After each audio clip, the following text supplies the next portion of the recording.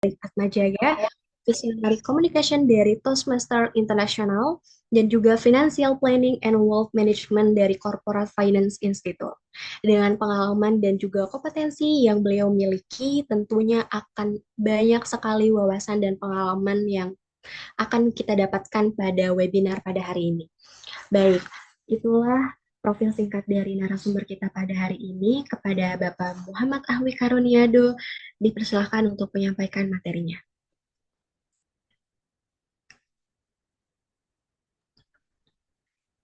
Ya, semuanya selamat siang. Pertama-tama terima kasih untuk SR Gold telah memberikan kesempatan lagi ya untuk mengisi di sini. Perkenalkan saya Muhammad Ahwi, tadi udah dijelasin sama Mbak Hustia, Alia, thank you, very detailed ya. Nah, kita akan langsung saja ke materinya. Saya harap teman-teman lebih banyak diskusi di dalam kolom chat ya. Dengan begitu kita bisa lebih enak pertukaran pikirannya ketimbang hanya nonton pemaparan kayak gitu. Saya kenalin diri saya lagi tuh di kolom komentar, itu ada profesional, ada WhatsApp saya, kalau ada pertanyaan bisa langsung tanya, ada LinkedIn sama Instagram, kayak gitu. Nah, hari ini kita tuh akan belajar digital leadership di era digital dan AI. Karena udah dikenalin, saya kasih tunjuk dikit, sebentar saya sarjana psikologi UPH, terus kerjaan saya sekarang kelola tiga ini ya, akun personal sama dua usaha ini yang baru jalan dalam setibulan, seperti itu. Nah, kita masuk pada saat leadership, kita lihat landscape-nya dulu. Landscape utama yang teman-teman harus perhatikan adalah sekarang semua pekerjaan kerah putih, ya bukan kerah biru, tapi kerah putih. Kerah putih misalnya seperti product manager, software engineer, SWE, marketing, designer, data analyst, consulting, dan seterusnya, itu udah menggunakan AI. Saya yakin teman-teman yang mungkin masih kuliah atau lagi ngelakuin proses master atau di pekerjaan sekarang itu udah pasti pakai AI. Dan apa yang terjadi teman-teman? Yang terjadi adalah anak intern bikin kerjaannya pakai AI. Ya, dia bikin PPT pakai AI, dia bikin template sheet pakai AI, dia pakai Tableau, Looker, Meta Ads, semua pakai AI. Bahkan kalau teman-teman yang udah ngulik cukup jauh, ada namanya MCP ya. Nah, MCP itu berarti dia bisa menghubungkan software apapun itu dengan AI-nya. Jadi kita tinggal mengoperasikan software-nya pakai ChatGPT. Contoh ada Meta Ads, kita minta ChatGPT untuk generate pertama dari konten, bikin campaign, bahkan sampai budgeting. Kita pakai ChatGPT aja. Kita nggak buka Meta Ads lagi. Kayak gitu. Contoh yang sedikit ekstrim ya, yang saya sendiri lakukan, itu adalah saya menggunakan AI untuk bikin konten-konten di sosial media, bahkan beberapa, dan itu total biayanya sangat jauh berbeda apabila kita menggunakan manusia seperti itu. Saya coba share screen eh, internal Docker, internal aja di yang dashboard ini. Nah, teman-teman bisa lihat bahwa ini konten sampai bulan September ya, udah terkumpul semua kayak gitu. Karuselnya, ini yang bikin karuselnya adalah AI, yang kumpulin topiknya adalah AI, yang masukin ke Replis atau konektor ke Instagram adalah AI, yang bakal nge-push ke Instagram juga AI. Jadi saya bahkan tidak buka Instagram sama sekali, ya, semuanya udah full AI seperti itu. Apa yang terjadi teman-teman? Yang terjadi adalah em, reduksi dari total biaya. Ini sedikit bocoran aja, bikin 100 gambar, dimasukin ke Instagram, itu total biayanya cuma Rp1.000, kayak gitu. Gak ada, susah sekali untuk mencari hal yang sama kepada manusia gitu ya. Dengan Rp1.000 kita bisa bikin 100 gambar. Nah sekarang kalau teman-teman udah sering klik sama AI, itu sangat mudah untuk dilakukan. Saya sarjana psikologi aja bisa, gitu. Apalagi teman-teman yang lebih profesional pasti jago. Jadi karena pekerjaan dibikin pakai AI. Anak magang pakai AI bikin Google Sheet, Google Doc, dikirim ke staff. Atasannya, ya atasannya itu juga ngembangin kerjaan AI dengan AI. Jadi kan dia terima kerjaan intern nih. Nah, dia terima kerjaan intern, terus dia perbaiki dengan menggunakan AI. Karena di review pakai AI juga. Ya mungkin intern pakai ChatGPT biasa, terus staff pakai Claude yang pro atau ChatGPT yang pro. Nah, staff mengirimkan kerjaannya kepada supervisor untuk direview lagi dengan AI.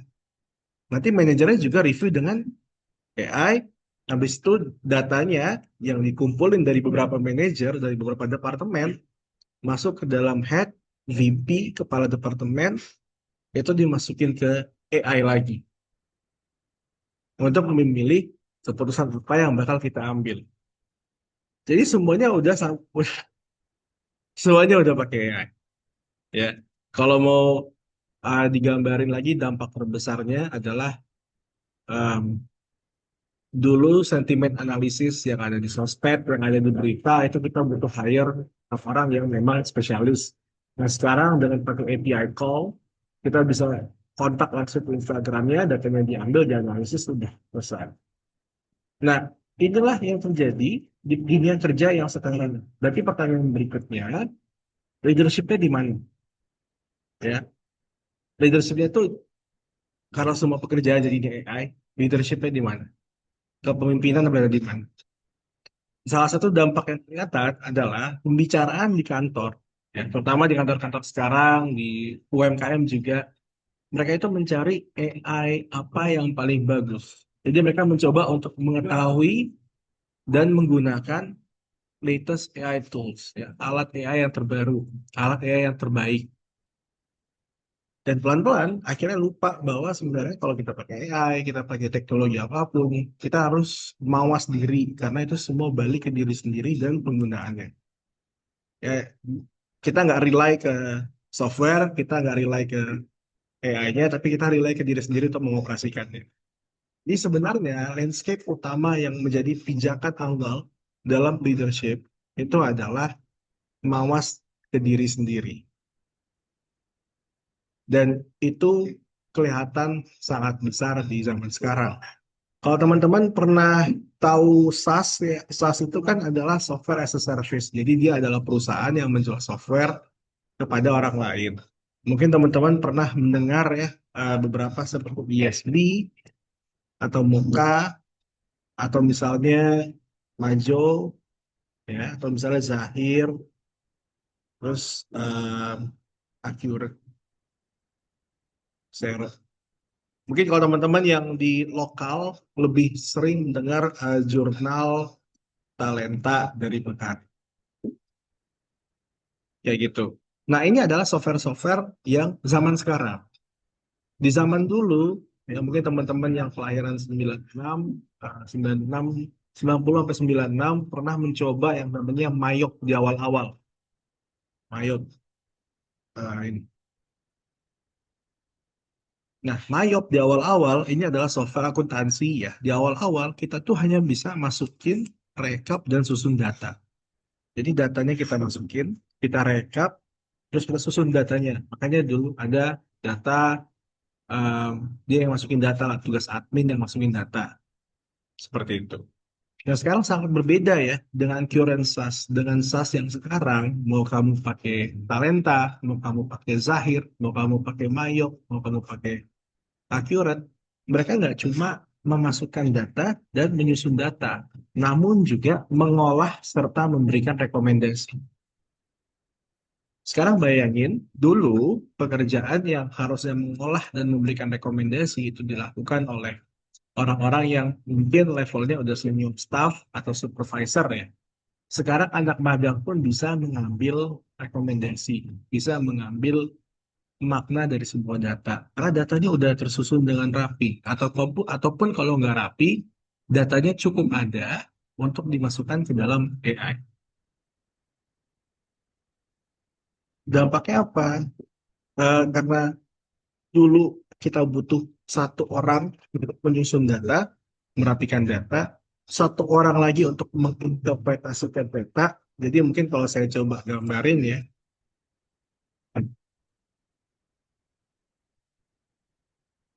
output data, data, apa?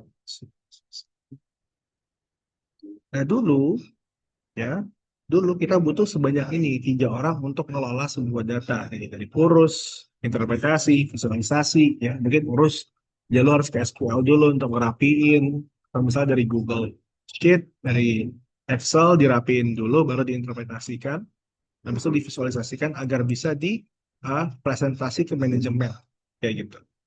Nah, akhirnya apa? Dulu pekerjaan itu sangat banyak orang. Makanya leadership itu berasa.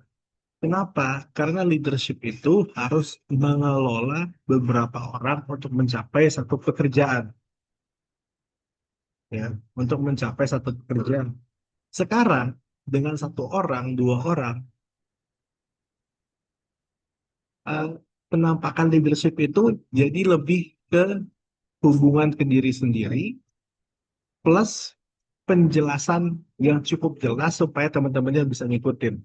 Ya karena kalau dulu dengan banyaknya orang kita akan nyerempet-nyerempet dengan seperti project manager, kita sangat nyerempet-nyerempet dengan um, ngurusin tabiat sama perilaku beberapa orang.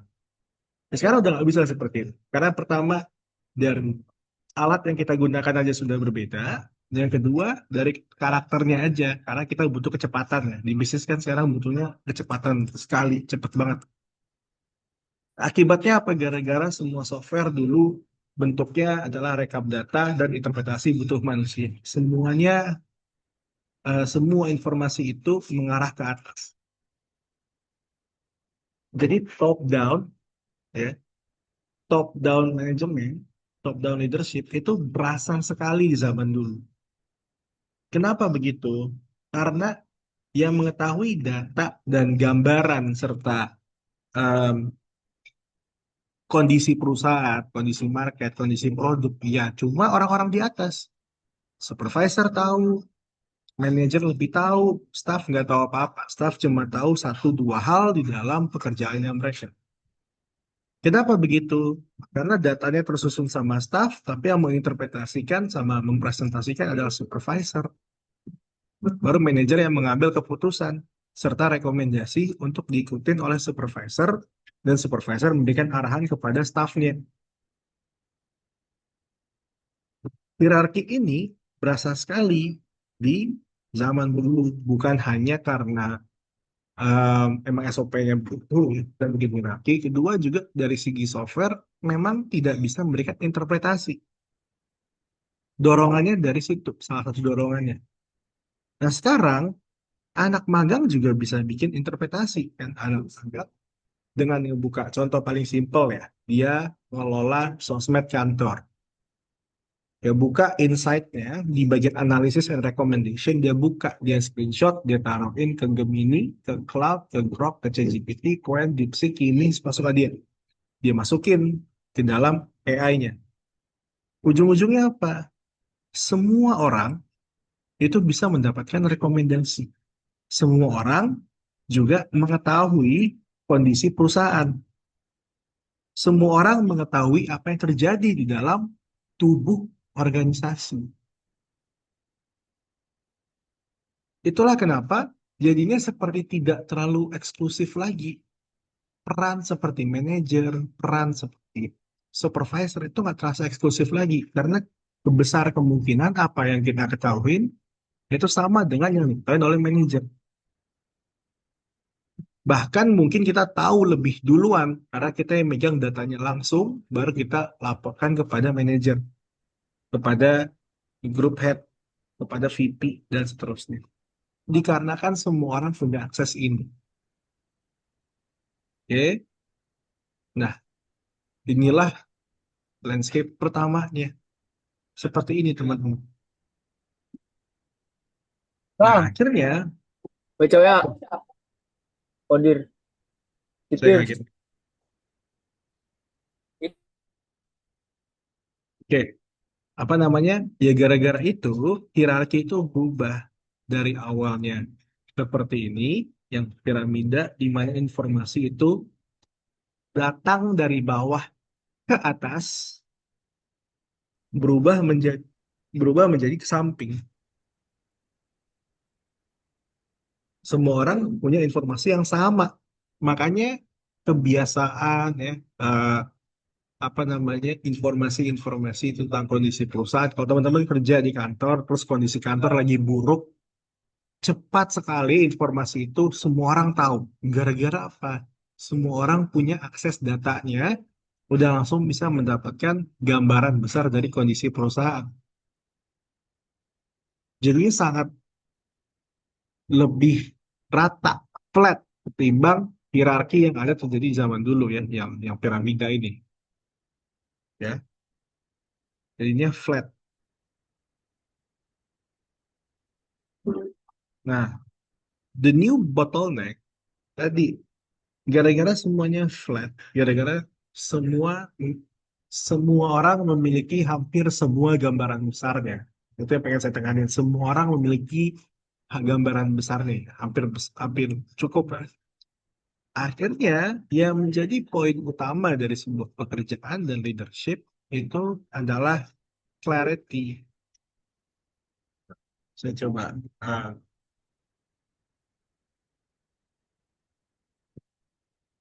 adalah clarity.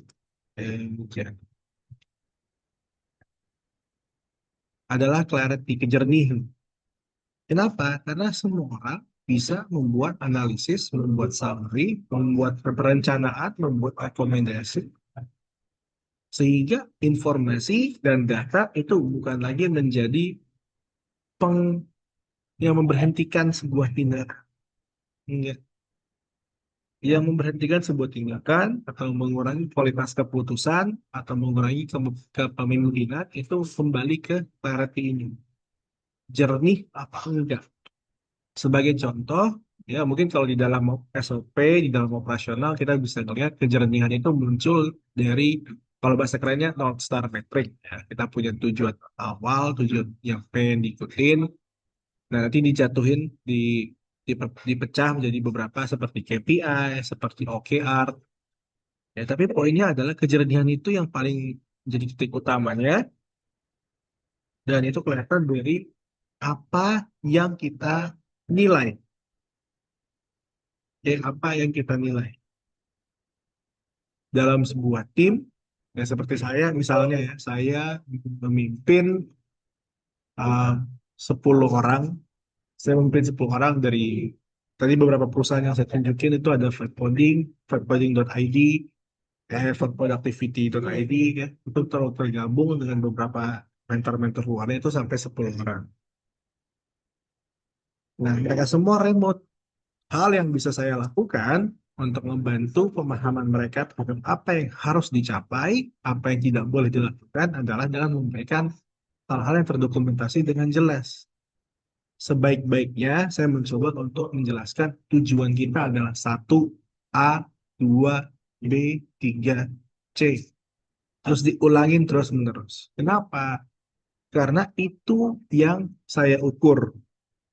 Ya, kejernihan itu yang saya ukur. Kejernihan itu yang pemimpin sekarang harus ukur. Karena yang awalnya dulu kita harus tidak hanya memimpin dan kita harus melihat, oh si A jadwalnya begini, si B jadwalnya begitu. Sekarang gara-gara kita bisa memangkas waktu kerja, kita bisa langsung mendapatkan poin utama dari sebuah data, hubungan yang paling kuat sekarang dalam kepemimpinan tergeser yang awalnya itu mengatur menjadi mengatur kulturnya dan membangun hubungan serta mengawas diri, membangun hubungan ya, dan hubungan yang jelas, dan hubungan yang baik sesama kolega. Kita ngomongin kolega, kita bukan ngomongin teman, kita bukan ngomongin keluarga, tapi kita ngomongin kolega.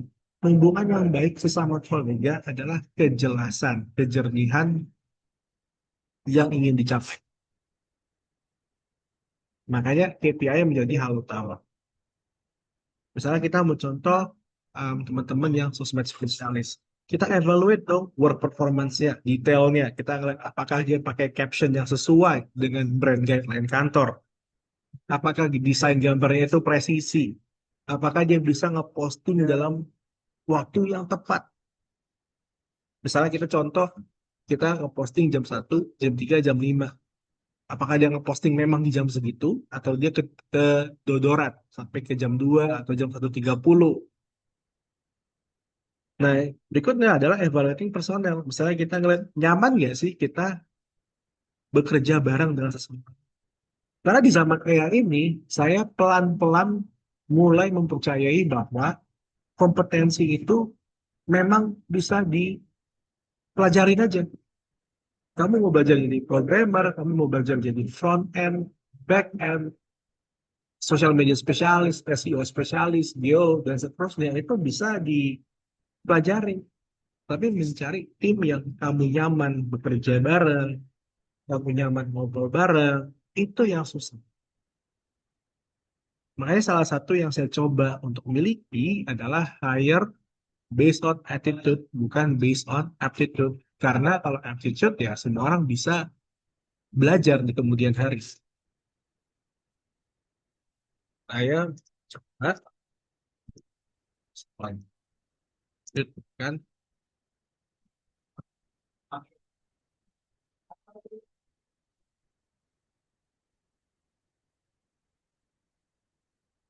Ya itu, saya coba taruh di komen ya. Karena orang bisa jadi kompeten asal dia mau belajar. Kalau dia nggak mau belajar ya dia tidak akan bisa kompeten. Ya.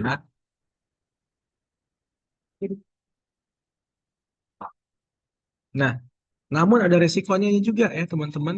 Pertama adalah tadi ya saya udah tunjukin anak intern bikin kerja pakai AI, ditaruh ke staff, staff kembangin pakai AI, ditaruh ke supervisor, supervisor review pakai AI, sampai akhirnya ke level head semuanya pakai AI kayak gitu kan.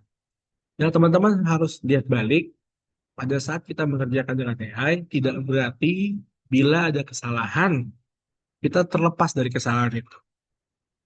Ya, ini contoh salah satu peraturan dari IBM di tahun 19XX, saya lupa di tahun berapa. Dia bilang, a computer can never be held accountable. Maksudnya apa? Komputer, mesin, AI itu tidak bisa menjadi landasan pertanggungjawaban. Yang bertanggung jawab tetap pengguna AI-nya, ya, tetap pengguna AI-nya. Misalnya saya sendiri beberapa kali eh, mencoba untuk mengotomasikan LinkedIn ya. Jadi konten LinkedIn tuh saya otomasi pakai AI. Ada beberapa kali error. Ya udah saya lihat aja, oh ya emang error. Ya kenapa bisa error? Salah saya. Kalau misalnya ada informasi yang salah, ya salah saya gitu. Karena saya memberikan izin pada AI-nya untuk bergerak. Ya, akhirnya karena banyak pekerjaan itu tadi potong dengan AI, dipersingkat dengan AI, kita harus memastikan bahwa kita tetap sebisa mungkin memperhatikan prosesnya, memperhatikan outputnya, oke, dan bersiap-siap dengan tanggung jawab yang bakal muncul dari penggunaan AI tersebut. Ya, itulah kenapa pada saat kita mengambil keputusan manajemen, saya bilangnya manajemen itu tidak bisa diberikan kepada AI atau komputer, itu harus pegang sendiri sama manajemennya atau orang-orangnya. Nah, mungkin teman-teman udah mulai lihat ya karakter leadership dari beberapa jurnal yang saya temui dan saya coba ceritakan di sini ya. Karakternya adalah pertama mawas diri. Nanti ada tabelnya. Ada mawas diri, yang berani mengambil keputusan, ownership, ya, berani membangun hubungan sama teman-temannya, dan berdiri dari kejernihan. Apa yang pengen dicapai, apa yang dikomunikasikan. Nah, yang kedua, resiko kedua, ini adalah sedikit intermezzo sebenarnya ya, yaitu adalah cognitive debt, ya utang kognitif, utang kognisi. Riset di tahun 2025 ini menemukan kalau misalnya kita keseringan pakai AI, maka pelan-pelan kemampuan critical thinking kita akan berkurang. Kenapa bisa berkurang? Karena kebiasaan kita yang biasanya berpikir keras, berpikir panjang, di outsource, ditaruh ke AI-nya buat mikirin. Nah, otot berpikir kita yang dulu sering kita pakai tidak terlatih, kurang terlatih. Akhirnya jadi susah untuk memikirkan sesuatu yang cukup panjang dan cukup besar. Seperti itu. Ya, makanya salah satu rekomendasi saya untuk teman-teman yang keseringan pakai AI, coba tetap menulis. Tetap coba untuk menulis argumen, menulis essay. Nah, kalau teman-teman mungkin ada yang troller ya, yang suka spam di sosmed, saya juga suka gitu ya, pakai akun sendiri, nge-spam atau nge-troll orang. Nah, itu bikin argumen-argumen tuh di sosmed. Nah, tapi intinya adalah mencoba untuk menulis, menuangkan pikiran, tetap melatih pemikiran kita supaya tidak uh, berkurang kualitasnya. Karena sayangnya ya, walaupun kemampuan berpikir panjang kita berkurang dikarenakan AI, kualitas pekerjaan kita malah makin naik karena AI-nya yang mikirin gitu. Itu sayangnya. Jadi terkadang kita tidak merasa berkurang. Itu salah satu yang menarik ya. Kalau teman-teman buka beberapa jurnal lagi, itu ada yang bilang bahwa we are getting short-term attention span. Jadi kita makin pendek kemampuan berpikirnya, tapi kualitas kerja kita naik dan produktivitas kita naik kayak gitu. Karena eh, udah pakai AI semuanya. Itu yang lucu sekali. Oke, sorry, ini saya tulisnya leadership.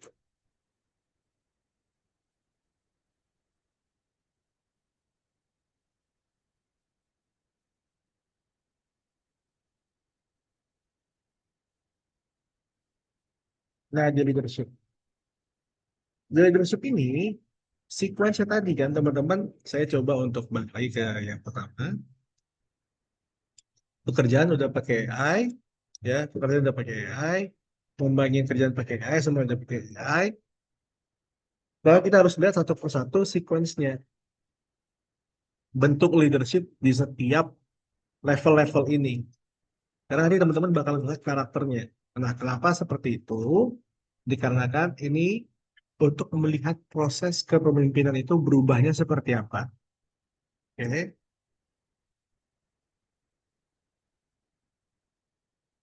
ini. Misalnya kita ngambil dari staff deh ya. Detailnya, mana?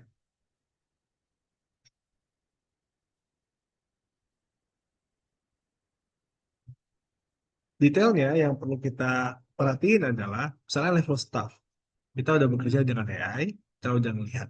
Nah, bentuk leadership paling kecil dari level staff adalah mengambil kepemilikan dari pekerjaan tersebut. Misalnya AI udah memberikan beberapa rekomendasi, beberapa analisis data. Nah, si staffnya itu tunjukin kepemimpinannya seperti apa, verifikasi itu akurat atau tidak, menambahkan konteks atau tidak, terus berani bertanggung jawab atas output yang keluar. Itu adalah bentuk kepemimpinan yang bisa dilakukan sama staffnya atau orang yang berlevel staff. Oke, cara kepemimpinan itu, leadership itu berubah seiring posisi yang kamu miliki. Dikarenakan lebarnya tanggung jawab sama lebarnya peran yang perlu diayomin kalau untuk kepemimpinan di kantor.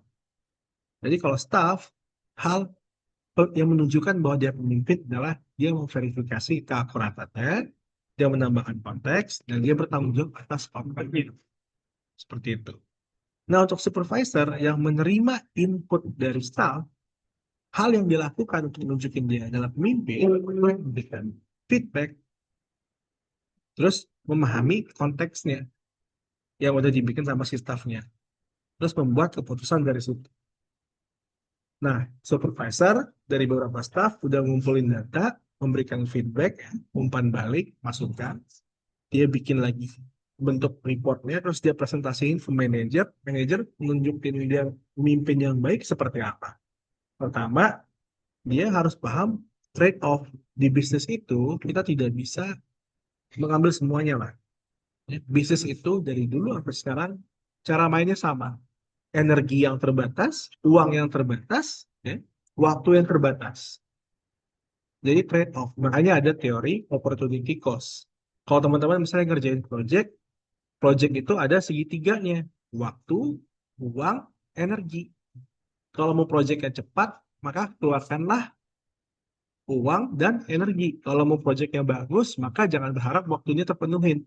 Jadi dari setiap bisnis itu selalu sama. Mirip-mirip dasarnya. Energinya terbatas, waktunya terbatas, waktunya apa timnya juga terbatas. Oleh karena itu, manajer dan level-level yang mengambil keputusan harus bisa memilih keputusan yang cukup lebih baik ketimbang keputusan yang lainnya. Oke? Nggak ada keputusan yang sempurna kalau di bisnis itu, teman-teman.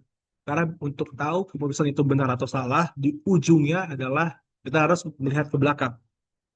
Nggak bisa ngeliat ke depan. Ya. Makanya ada quarterly review, makanya ada review-review tahunan ya, ekstern. Nah, manajer itu nunjukin dia pemimpin adalah dia tadi ya, dia tahu trade off-nya, dia meresolusi konflik bila ada, membuat prioritas, sama tetap bertanggung jawab. Nah, kalau head atau VP, ya yang udah level paling tinggi lah ya, atasnya, dia memastikan bahwa timnya itu tetap align. Makanya kalau teman-teman sadar, gara-gara banyak pekerjaan kerah putih ya, saya bilang kerah putih bukan kerah biru, karena kerah biru ya tukang ledeng. Ya kalau teman-teman coba cari sendiri deh, rasain sendiri. Mencari tukang AC itu lebih susah daripada mencari sosmed spesialis. Ya. Nah untuk kerah putih, gara-gara banyak kerjaannya itu lebih dipersingkat gara-gara AI, utamakan banyakin ngobrol sama timnya. Karena apa? Karena kita itu ujung-ujungnya mengambil keputusan, ya, menjelaskan temuan dari data yang dimiliki, dan di akhir jangan bertanggung jawab atas keputusan-keputusannya. Ini. Kita coba untuk ambil yang sekuensinya lebih detail ya. Contohnya staff nih. Staff menemukan sebuah masalah. Ada masalah yang kerja tim telat. Staff tidak cuma bilang ini bukan bagian gue, tapi mengangkat masalah, mengusulkan solusi, dan mengajak orang terkait untuk menyelesaikannya. Nah, tadi saya bilang di awal, ownership, kepemilikan. Salah satu bukti staf itu memiliki kepemimpinan adalah dia mengambil kepemilikan atas sebuah peran atau sebuah tanggung jawab.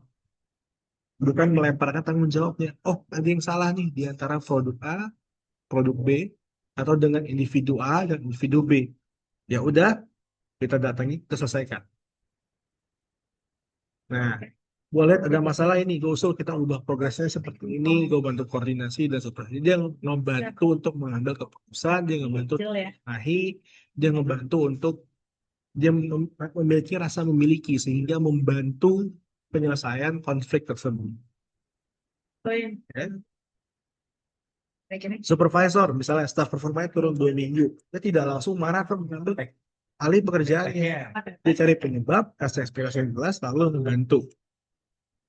Nah, yang masalah marah-marah ini ya, masih menyinggung, itu memang kembali ke regulasi diri masing-masing. Saya sendiri nggak sempurna ya teman-teman, saya juga terkadang dalam masa kerennya trigger, wajar nih, usia. Saya coba untuk kurangi, tapi memang akan seperti itu ya. Sebagai manusia ya. Harus susah, bikin kayak gitu. Nah, yang kelima, yang ketiga, manajer dari member dan penting, tapi dia tahu timnya cuma bisa mengambil 3 dari 5 pekerjaan itu, maka dia harus mengambil keputusan.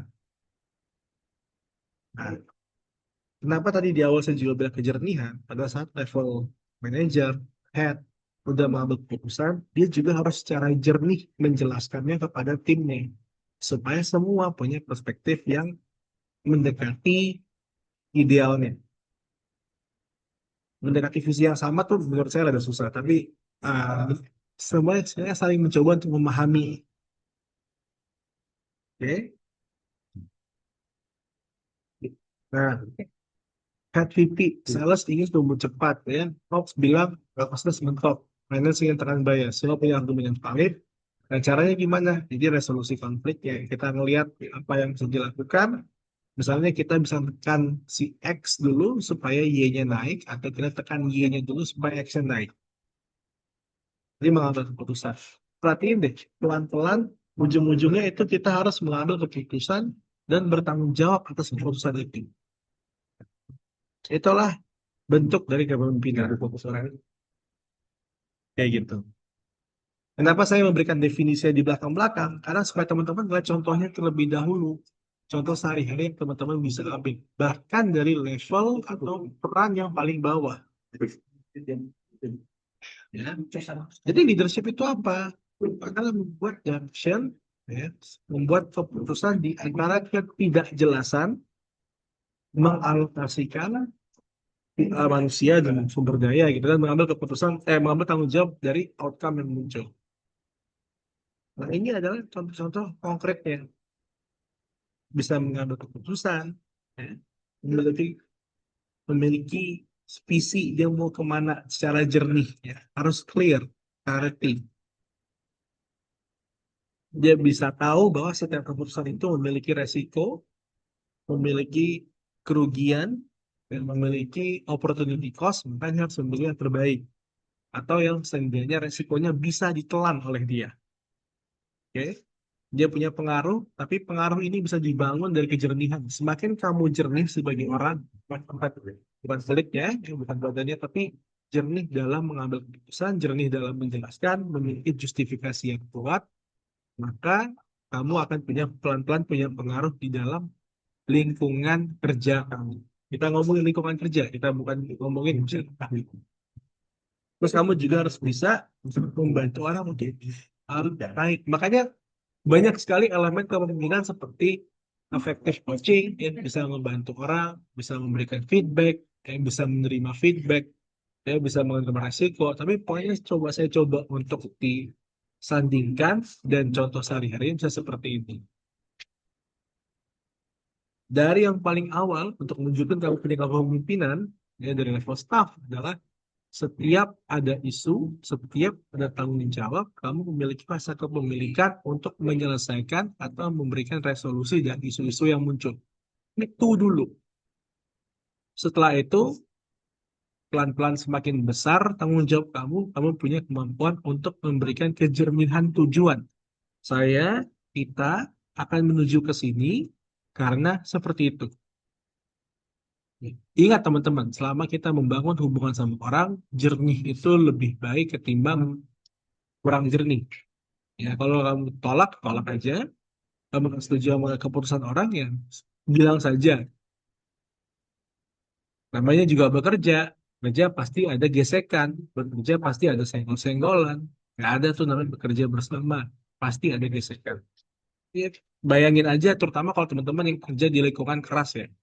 Kumpulan orang-orang pintar, dijadiin satu kantor, ya pasti setiap orang punya visinya masing-masing. Akhirnya terjadilah gesekan, perdebatan, argumen. Itu wajar seperti itu. Ya makanya balik di awal cerita saya juga nanti. Kalau teman-teman yang mempelajari kepemimpinan di dunia digital, karena pekerjaan administratif kita dan pengolahan data kita udah ditaruh pakai AI, maka hal pertama yang teman-teman miliki adalah memiliki rasa memiliki dan mawas diri. Mawas diri dari diri sendiri gitu, meregulasi diri sendiri. Nah, ini udah masuk references. Ini ada jurnal-jurnal yang saya pakai ya, teman-teman nanti bisa cek sendiri. Saya bakal upload PPT-nya di kolom komentar. Tapi sekian dari saya, kita bisa mungkin masuk ke sesi tanya jawab atau diskusi. Bisa kembalikan lagi kepada pihak moderator dan bos Kak Alia. Baik, terima kasih banyak kepada Pak Hui atas penjelasan materinya yang sangat luar biasa mengenai digital AI. Untuk sesi selanjutnya, kita akan memasuki ke sesi tanya jawab, teman-teman. Bagi teman-teman yang ingin bertanya mengenai penjelasan materi yang tadi sudah dijelaskan sebelumnya oleh Pak Hui, bisa langsung on cam dan on mic, atau kalau misalnya tidak ingin on cam atau on mic, bisa langsung mengirimkan pertanyaannya di kolom chat, nanti akan dijawab oleh Pak Augi.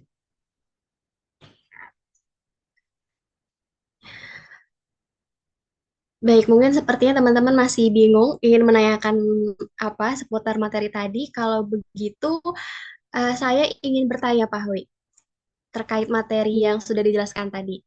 Saya ingin bertanya Pak, tadi kan sebelumnya Pak sudah menjelaskan ya Pak, kemampuan apa sih Pak yang paling penting yang harus dimiliki karyawan dalam menggunakan AI?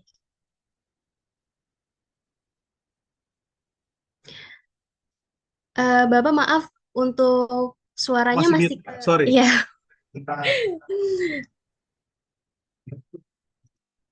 Ya. Nah, sama dengan leadership, sama dengan kepemimpinan, yang paling dasarnya itu adalah kamu tahu mau kemana, kamu jernih banget mau kemana. Karena kalau kita ngomongin ya, kita ngomongin bikin konten dengan AI, bikin report, bikin analisis data dengan ujung-ujungnya mau kamu pakai Gemini, ya mau pakai DeepSeek, Qwen, seterusnya, ujung-ujungnya adalah kamu tahu dan bisa menginformasikan ekspektasi kamu. Kalau kita ngomongin teoretikal, mungkin bahasa kerennya disebut prompting ya. Tapi kalau kita ngambil dasarnya adalah mau bikin video, mau bikin report, mau bikin apa, kamu tahu mau kemana, kamu tahu mau kemana, dan kamu bisa membahasakannya dan menulisnya menjadi sebuah kalimat yang efektif, memberikan instruksi seperti itu. Ini seperti kalau teman-teman misalnya pesen Gojek, kalau si drivernya tidak tahu kamu di mana dan mau kemana, maka tidak akan bisa mencapai tujuan tersebut. Oleh karena itu, kalau kita masukkan ke dalam konteks AI, ya dia harus tahu kamu tuh maunya yang seperti apa, ekspektasinya bagaimana, apakah ada dasar atau referensi, ya, baru dia bisa mengikuti ya, dan mencoba untuk memenuhi ekspektasi kamu. Kata yang saya pakai adalah mencoba nih, karena belum tentu hasilnya itu bakal sesuai dengan ekspektasi kita. Ya, pelan-pelan kita harus diskusi terus sama AI-nya, ya, brainstorming terus. Tapi intinya adalah kamu tahu mau kemana, kamu punya ekspektasi yang jelas, dan kamu bisa menginformasikan ekspektasi itu, pikiranmu itu, dalam bentuk kata-kata yang efektif. Seperti itu. Baik, terima kasih Pak Wi untuk jawabannya. Berarti ketika kita ingin menggunakan AI, kita harus tahu dulu ya Pak, tujuannya apa dan juga ekspektasi kita terhadap AI-nya itu untuk apa ya Pak? Mm-mm, betul, betul, betul. Baik, untuk teman-teman semuanya yang ingin bertanya terkait materi tadi yang sudah dijelaskan oleh Pak Wi, masih bisa untuk dikirimkan pertanyaannya di kolom chat atau jika ingin on mic atau on cam juga dipersilahkan teman-teman.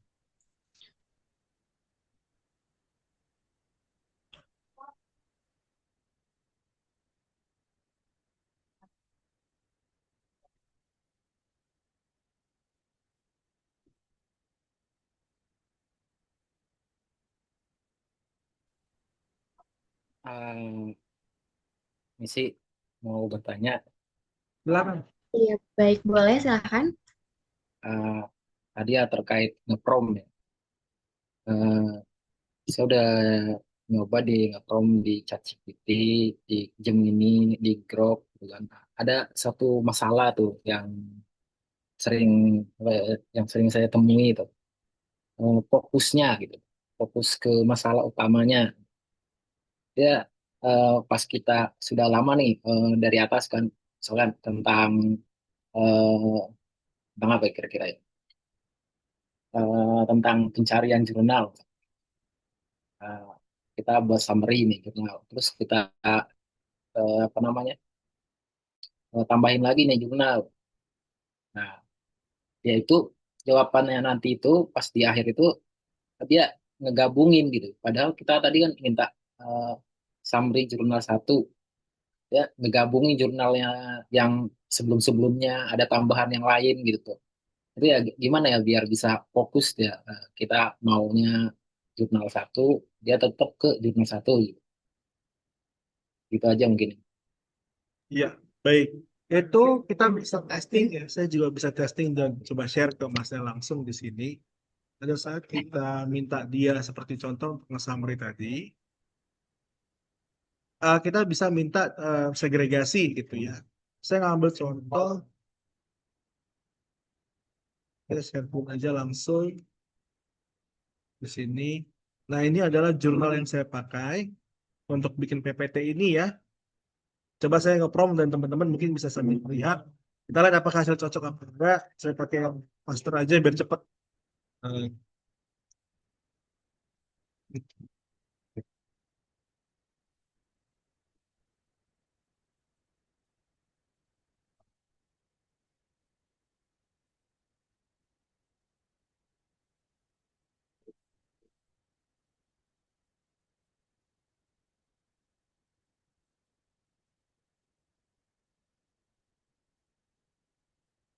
Saya coba untuk repetisi ya. Saya memberikan repetisi kepada AI-nya.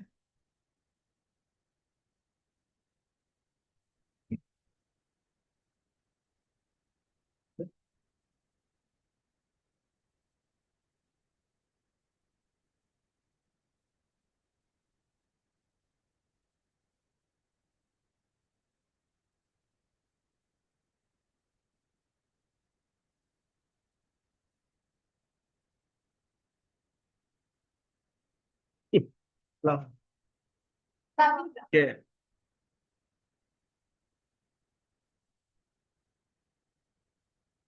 Nah, seperti ini ya. Jadi per jurnal dia per tabel summary ya. Ini bisa dicontoh juga. Em, Kalau misalnya kita nge-prompting itu ada yang bentuknya satu liner, ada bentuknya itu em, repetisi ya. Salah satu yang saya lakukan itu biasanya ada repetisi untuk menekankan poin yang saya pengen sampaikan. Seperti itu. Ya, untuk menekankan poin yang ingin saya sampaikan. Ini teman-teman bisa lihat sendiri, dia langsung nge-summary per jurnal, per tabel, dikarenakan sebenarnya perintah saya itu saya ulangin 3 kali. Summarize each journal without missing, aggregating, conflating the journals. Itu satu. So each journal have their own summary. Itu dua. Therefore, one journal, one summary, one table. Tiga. Jadi saya memberikan perintah yang sama, tapi diulang 3 kali. Nah, memberikan repetisi. Maka salah satu trik prompting yang saya gunakan, Mas tadi ya, adalah memberikan repetisi terhadap apa yang ingin saya capai dengan AI-nya. Sama seperti manusia lah, terkadang kita harus ingetin berkali-kali kan. Misalnya untuk bikin kebiasaan sholat, kebiasaan ke gereja, kebiasaan ke wihara atau pekong. Ya kita harus berkali-kali membangun, diingatkan supaya membangun kebiasaan itu. Nah itu yang saya lakukan ke AI.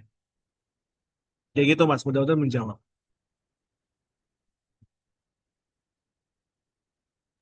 Eh, oke Mas, terima kasih Mas. Ilmu banget nih Mas. Saya sudah apa ya, gimana ya, jadi makanan sehari-hari itu. ChatGPT, Oh, Gemini gitu kan. Eh, apa ya, dibilang nggak bisa lepas gitu kan ya. Tetap aja hmm. sebagian tugas yang agak rumit gitu kan. Pasti pakai itulah intinya kan. Oke Mas, terima kasih Mas. Anggapannya Mas. Terima kasih, terima kasih. Nah ini ada satu pertanyaan lagi, saya coba bantu jawab. Kalau teman-teman ada yang mau bertanya juga bisa ditanya. Nah, jadi ini adalah kakak Grace, ya. Dia adalah siswi komunikasi. Sebenarnya ya Kak Grace, ini mungkin biasnya saya, mungkin bias ya. Teman-teman bisa ngecek fact check lagi. Dengan melihat semua pekerjaan itu pakai AI, semua pekerjaan pakai AI, mau itu coding, mau itu pokoknya yang kerah putih ya. Yang coding, yang report, analisis itu pakai AI. Menurut saya malah orang-orang yang bisa berkomunikasi lah yang menang. Karena contoh, ya contoh banget nih, satu, semua orang bisa coding, bisa bikin software, ya. Apakah bisa jualan? Itu satu. Semua orang bisa consulting, bisa mengaudit, bisa kasih em, rekomendasi. Apakah bisa membangun network bisnis? Consulting butuh network bisnis. Kalau nggak bisa. Ya gitu. Semua orang bisa ngumpulin data harga, market research, ya kan? Data harga, market research, supplier, yang data supplier. Misalnya kamu di procurement, ya. Tapi apakah bisa menjaga hubungan antar manusia nih? Kalau kamu di supply chain, ya kamu punya data, kamu di rantai pasok ya. Kamu punya data vendor, punya data supplier. Kamu tahu supplier satu harganya 10.000, supplier dua harganya 12.000. Tapi pada saat kamu ngedilin, apakah kamu bisa menjaga hubungan dengan supplier tersebut? Ya kan? Dan lagi dari sisi supplier, walaupun harga dia 12.000, tapi servisnya itu lebih baik dibanding harga 10.000, maka dia akan dipilih. Jadi orang-orang yang ilmu komunikasi, ya mau itu dari jurnalis, ya mau itu dari, bahkan menurut saya kalau sampai ke level jurnalis, kamu luar biasa ya. Karena sekarang banyak banget berita hoax. Kalau kamu bisa kontrol itu atau berkontribusi di situ, kamu menang banyak. Ya. Intinya, di pandangan saya, dikarenakan AI udah masuk dalam pekerjaan kerah putih, hal yang paling mahal dibayar adalah membangun hubungan antar manusia. Makanya contoh, kalau kamu kerja di HRD, kalau misalnya udah bisa dihitung BPJS-nya, perhitungan BP1, ya, data satu, terus bisa membuat data pajak, sampai pelaporan, mengaudit pakai AI. Yang paling susah apa? Membangun hubungan dengan serikat buruh, membangun hubungan dengan pegawai, memberikan pelatihan dan pengembangan yang cocok pada pegawai supaya skillnya naik. Karena sisanya laporan, JHT, payroll, dan seterusnya bisa dilakukan pakai AI. Sebagai anak komunikasi, menurut saya ini adalah eramu. Karena ini adalah momen untuk membangun hubungan sebanyak-banyaknya dengan orang dan mengambil, ya jujur aja ya, mengambil keuntungan dari situ. Ya, karena ujung-ujungnya lu bisa bikin produk bagus pakai AI, website luar biasa, tapi lu nggak bisa jualan, nggak bisa B2B network, nggak bisa networking, nggak bisa menjaga hubungan antar manusia. No one's gonna buy your product. Produkmu nggak akan laku, nggak akan. Ya gitu teman-teman. Ya gitu Kak Agnes.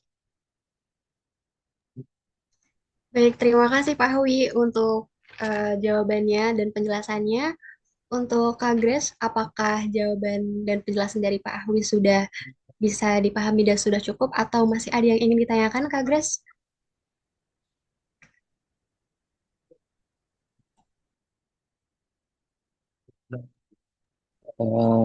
Misi Mas, Ya, kayak yang apa ya, yang terkait tadi itu saya setuju Mas. Saya kan di teknis Mas. Nah, maaf nih cerita dikit ya. Ya gimana ya?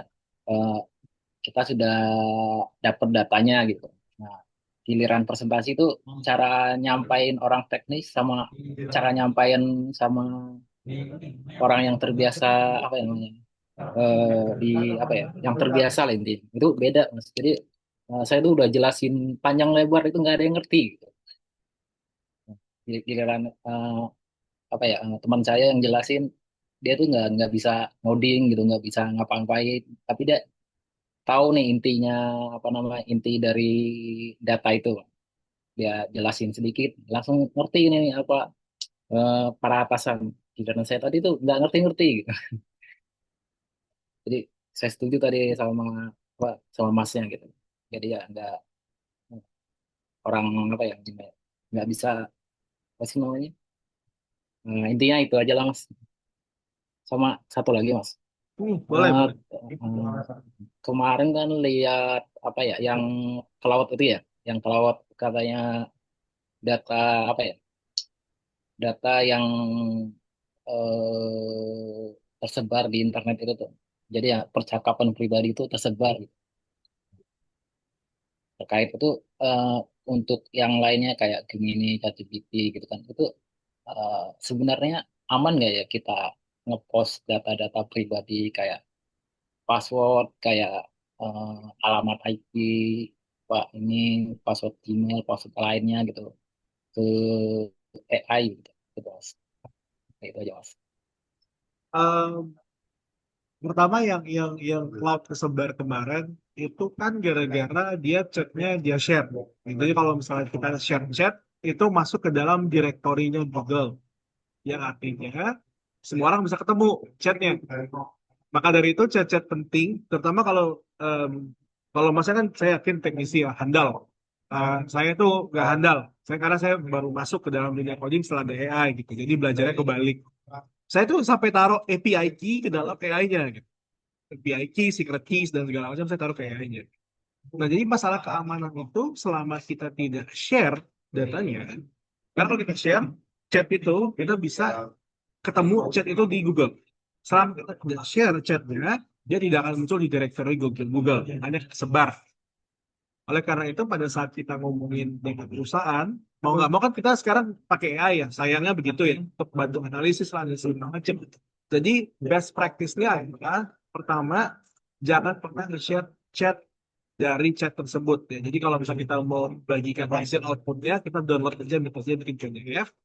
Itu setelah selesai kita pastikan untuk nge-delete ya gitu. Nah, ketiga, dari sisi pembayaran, kalau teman-teman yang di kantor ya lebih baik pilih paket yang bisnis. Jadi misalnya ChatGPT itu ada yang paket bisnis. Kalau cloud itu ada paket tim. Jadi memang enterprise level. Bahasa kerennya enterprise level untuk keamanan datanya.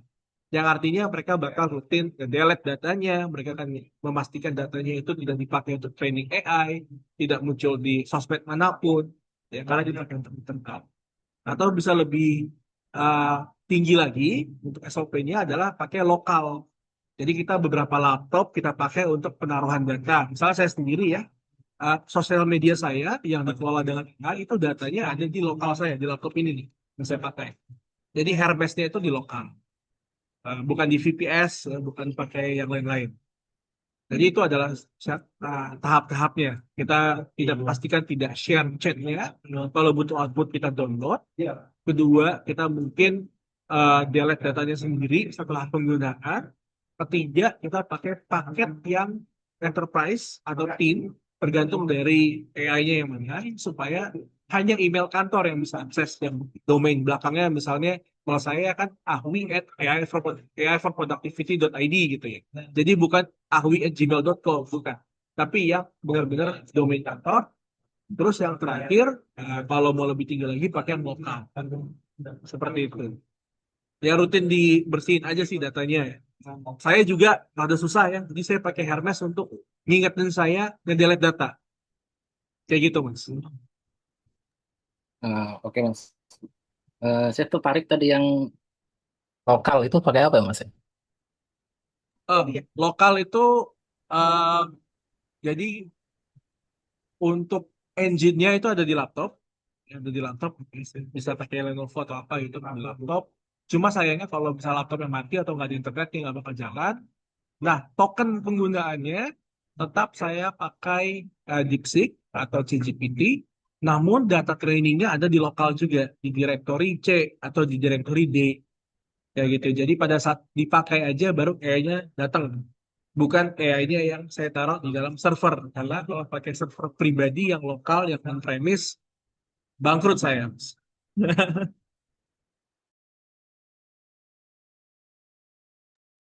Oke Mas. Terima kasih Mas masukannya.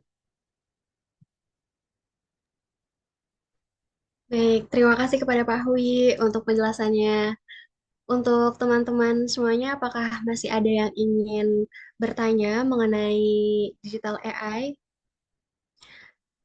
Karena masih ada waktu, ditunggu bagi teman-teman yang masih ingin bertanya, bisa langsung mengirimkan pertanyaannya di kolom chat atau juga bisa langsung on cam dan on mic.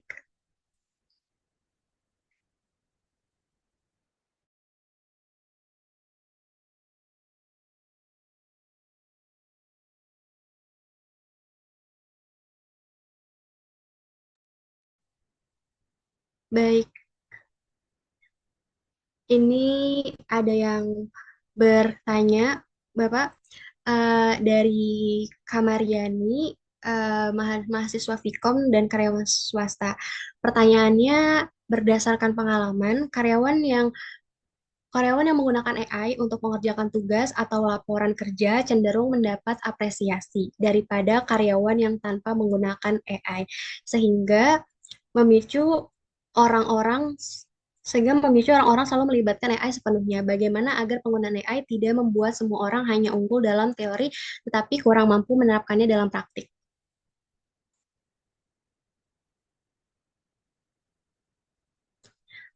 Bapak maaf, masih di Mas Smith, sorry. mute. Kak Mariani, terima kasih atas pertanyaannya.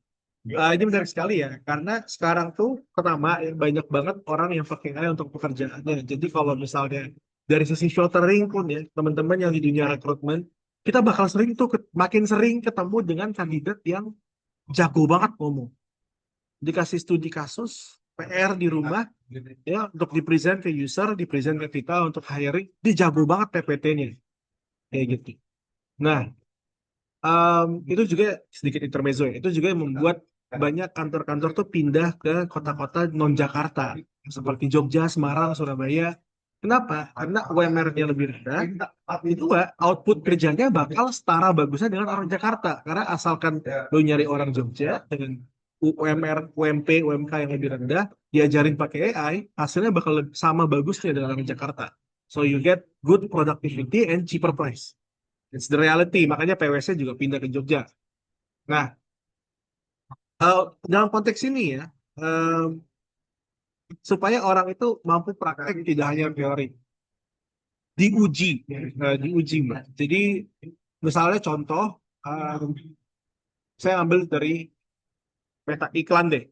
Kalau kita pasang iklan, mau itu di TikTok, mau itu di Instagram, mau itu di Shopee, itu selalu ada yang namanya dashboard laporan. Nah, dari dashboard laporan itu, kita bisa melihat siapa atau konten apa yang lebih menguntungkan. Misalnya kita taruh 1 juta ke sini, baliknya penjualan 2 juta.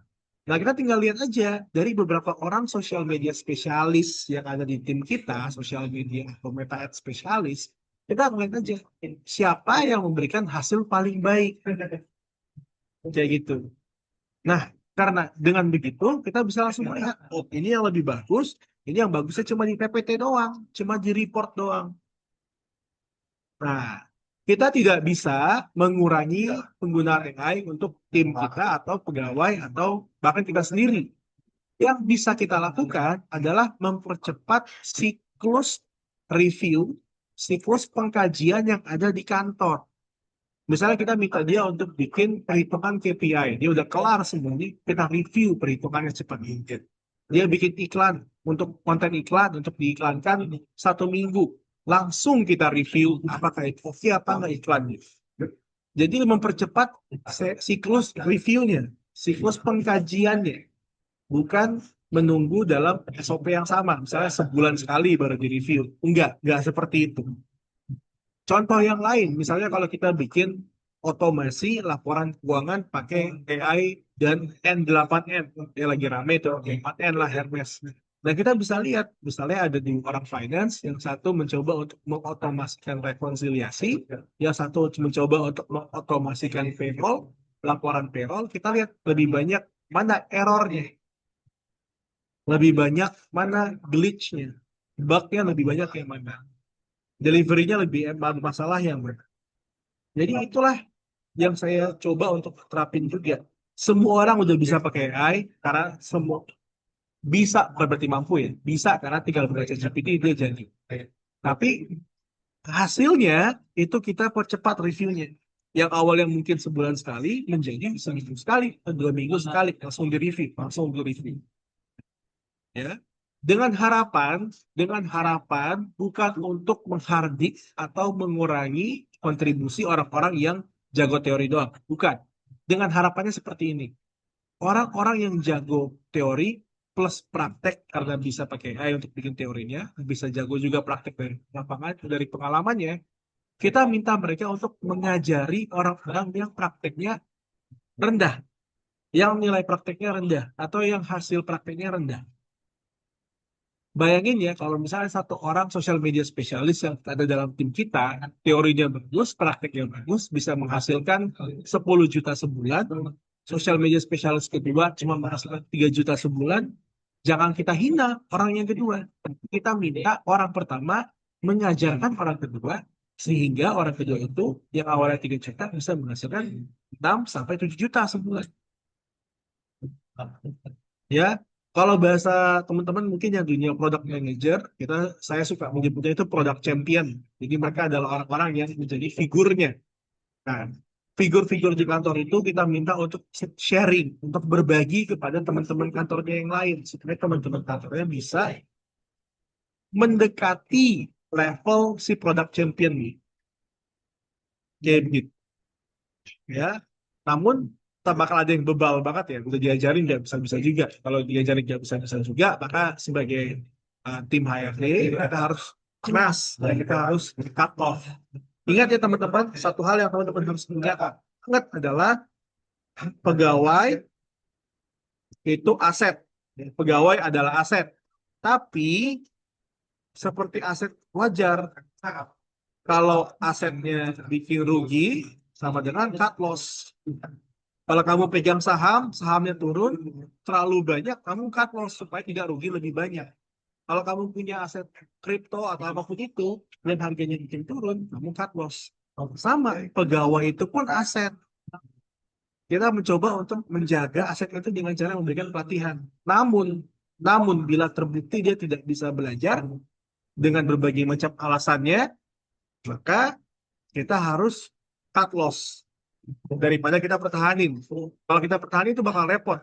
Kita punya tim 5 orang, 1 orang yang bermasalah, 4-nya jadi bermasalah juga gara-gara 1 orang itu bermasalah, maka kita harus memotong yang bermasalah itu supaya 4-nya tetap nyaman bekerja. Seperti itu kan. Baik, terima kasih Pak Hui atas penjelasannya.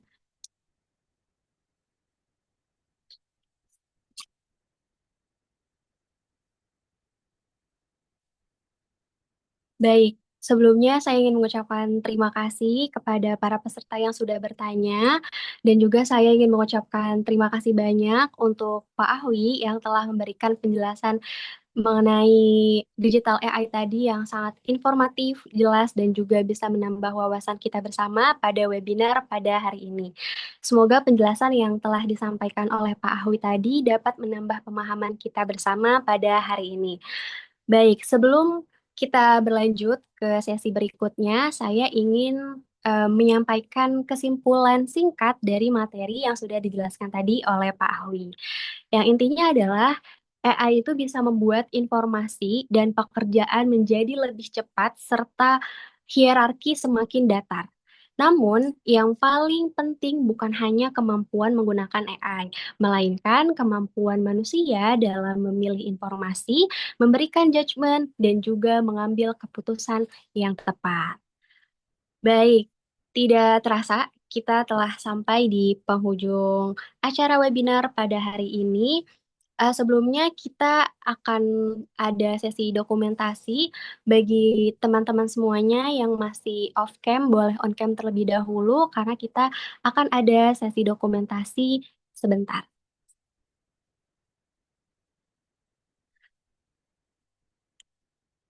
Bagi rekan-rekan yang masih off cam, boleh on cam terlebih dahulu teman-teman karena kita akan ada sesi dokumentasi sebentar. Baik, nanti akan saya bantu hitung ya teman-teman. Oke, baik, saya hitung ya teman-teman. 1, 2, 3. Oke, baik. Boleh sekali lagi teman-teman? Saya hitung ya teman-teman. 1, 2, 3. Baik, oke. Terima kasih teman-teman. Untuk link absensi sudah dikirimkan di kolom chat teman-teman. Silahkan bisa diisi terlebih dahulu untuk link absensinya. Baik, saya ucapkan terima kasih kembali kepada Pak Ahwi yang telah meluangkan waktu serta berbagi ilmu, pengetahuan, dan juga pengalaman baru kepada kita semua melalui webinar pada hari ini. Semoga materi yang telah disampaikan dapat memberikan kita insight dan juga motivasi tentang digital AI. Terima kasih banyak Pak Ahwi. Terima kasih juga. Terima Selamat kasih. siang Pak Ahwi. Selamat menjalani Siang. aktivitas kembali Pak Ahwi. Terima kasih teman-teman semua. Saya izin pamit ya. Baik Pak.